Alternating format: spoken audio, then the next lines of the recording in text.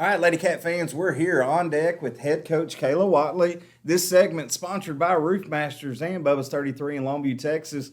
Coach Whatley, how are you today? I'm doing good. Now, we just come off the first district game of the year. Got a big win, 14-3. Harrison County beat down. Harrison County, we can't even call it a rivalry after the last 10 years or whatever, but we won't even go there right now. What's it like? I mean, I don't care who you play. Just getting that first win, even no matter how long you coach, is it a little bit of a relief just knowing you're 1-0? Mm-hmm. Yes, absolutely. First game, district, always doesn't matter who you play. You have those nerves. Well, that was going to be my next question is, even after all these years, do you still get those nerves as you're going into the game? Yeah. You're counting on, 15 to 16, 18-year-old 17, girls. yeah, for this job. And so I hope that I've got their mind right and ready, but you never know what text message they got that day or Right. wrong side of the bed they woke up on. So the last two ball games that we called, we started the game off giving up 8 runs. Last night we did the Marshall game. We give up 3 runs in the first inning. At what point does the panic start setting in and Coach Whatley on the sideline and what in the world are we doing? I try and keep it to a minimum of showing it. But it does. I mean, for me, I'm not used to, this year's been different. I'm not used to giving up that many runs. But I know we have a young staff.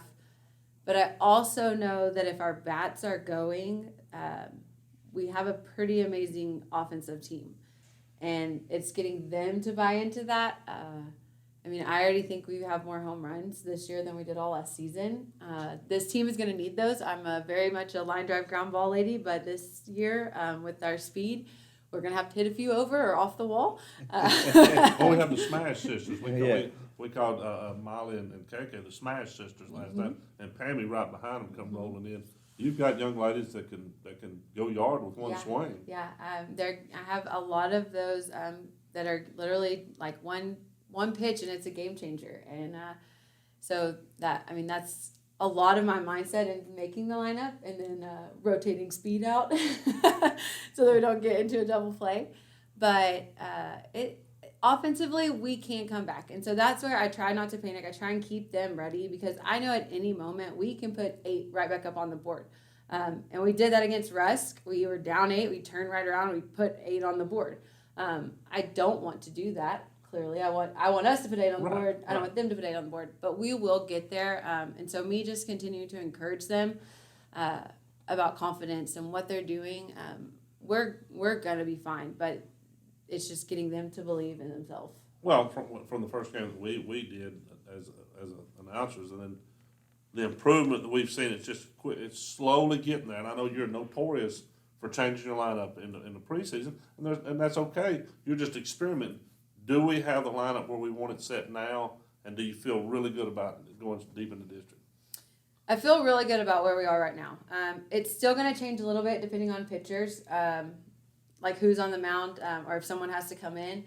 Little things will change, but I feel really good about where we're at right now defensively. But I'll say this too. I've made changes, but I've probably been more consistent in a few places than I've ever been because I knew this team was young and needed experience in those places. So, but there's kids in my dugout, I feel like, that if someone's not doing good, they pretty much can come in and do the exact same thing. And so that's where, for me, during the week, it is tough.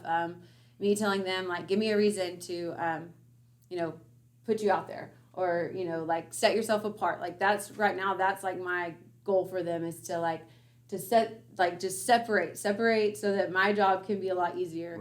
Right. But right now they really push each other, and it is a fortunate thing, but it also makes it hard because sometimes it's a flip of a coin.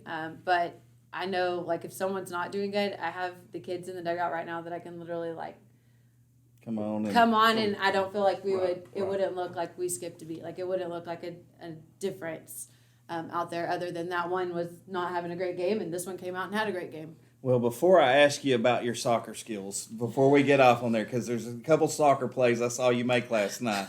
But no, but I know, in all seriousness, used to with Lady Cat softball, we see 3-1 games, 2-0 games, 1-0 games. And you talked about it. Has it been hard as a coaching staff to have that paradigm shift of not that you don't want to have 2-0 games, but of changing the style of we've got to start winning games 12-8?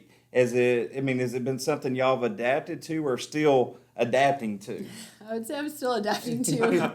I don't want to adapt too much to it. Right. I would really like the pitchers to come along and the defense to come along. They behind got them. it. It looks it's a consistency thing, and you're going to so have a that with you. consistency thing. Yes.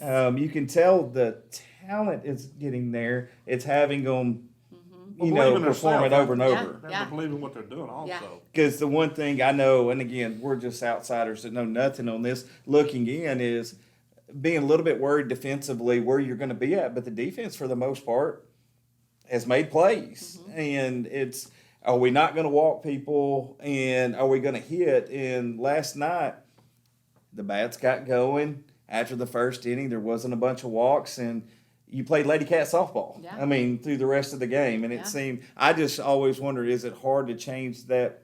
Again, I hate to use that word paradigm as a coaching staff getting to there.